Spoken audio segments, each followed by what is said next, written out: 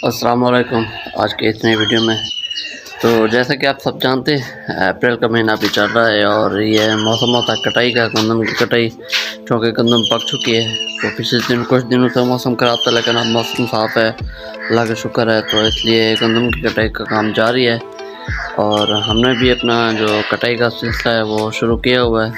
लेकिन काटने वाले जो बंदे हैं तो अभी जाके देखना है कि कितनी कट गई है और कितनी रहती है, क्योंकि सुना ही है कि थोड़े दिन बाद फिर से मज़ीद बारिश आने वाली है।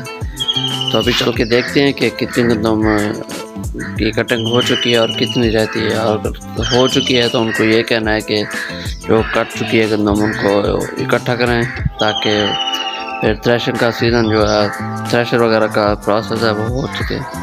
तो अभी चलते हैं और आपको भी दिखाते हैं ये सारा प्रोसेस, गंदम की कितनी कटाई हो गई, कितनी रहती है और ये सारी चीज़ें। तो स्टे ट्यून्ड विद अस।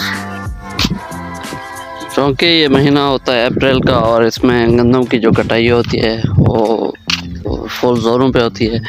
तो इसलिए आवाम लगी हुई है अपनी मेहनत पे, कोई इकट्ठी कर रहा है, कोई काट रहा है, और जिसने काट लिया है वो इकट्ठी करके थ्रेशर बुलवा रहा है। ये थ्रेशर का प्रोसेस भी आप सामने देख सकते हैं। तो ये सिलसिला जारी रहता है पूरा 1-1.5 महीने। तो अभी ये बारिशों की वजह से लेट हो गया थोड़ा, नहीं तो जो अक्टूबर और नवंबर में जिनकी बुवाई हुई थी वो तकरीबन मार्च में पक चुकी थी, लेकिन बारिश की वजह से लेट हो गई। तो ये है जी गंदम और मैं पहुंच चुका हूँ। अभी वो काटने वाले सामने काट रहे हैं।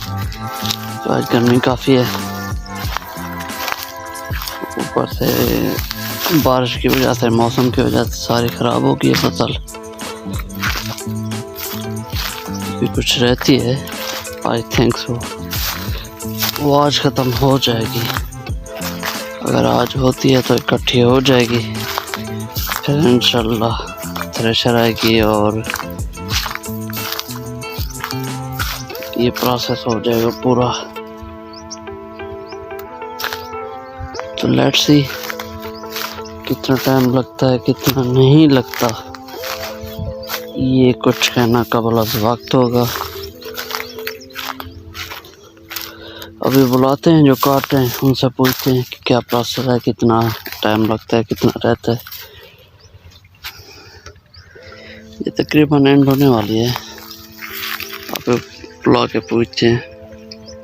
तो सीन कुछ यूँ है कि अभी हुई है बात काटने वाले से, तो कहता है आज या कल तक हो जाएगी ख़त्म। उसके बाद फिर इकट्ठी करेंगे, इकट्ठी करने के बाद फिर हम बुलवाएंगे थ्रेशर को, और थ्रेशर जब आएगी तो इंशाल्लाह फिर जो अगला प्रोसेस होता है वो होगा। तो होप सो कि कल या परसों तक हो जाएगी ख़त्म, क्योंकि जैसे कि मैंने बताया हफ्ते या इतवार को फिर बारिश आने वाली है, इसलिए आज उसको कहा है वैसे कल तक इंशाल्लाह ख़त्म हो जाएगी। तो अभी चलते हैं घर, क्योंकि काफ़ी गर्मी हो चुकी है और गर्मी की वजह से हालत है ख़राब। तो अभी चलते हैं इंशाल्लाह जल्दी से घर, फिर अगली बात में घर चलते। किसान कोई भी चीज़ अगर ज़मीन में उगाता है तो अपना एक किस्म का खून पसीना उस चीज़ को देता है और साफ ज़रा मेहनत करने लगती है हर चीज़ में, क्योंकि एक तो मेहनत भी लगती है, खर्चा अलग से होता है, और ऊपर से गर्मी में इतना काम करना पड़ता है। अब आपको सिंपल सी मिसाल देता हूँ कि जब किसान कोई चीज़ उगा के ज़मीन से निकालता है फिर मंडी में ले जाने के लिए, बेचने के लिए, तो उसकी जो प्राइस होती है उसको वो प्राइस जो उसका हक बनता है वो प्राइस नहीं मिलती। अब फॉर एग्ज़ाम्पल आप ये एक छोटी सी मिसाल ले लें एक प्याज की।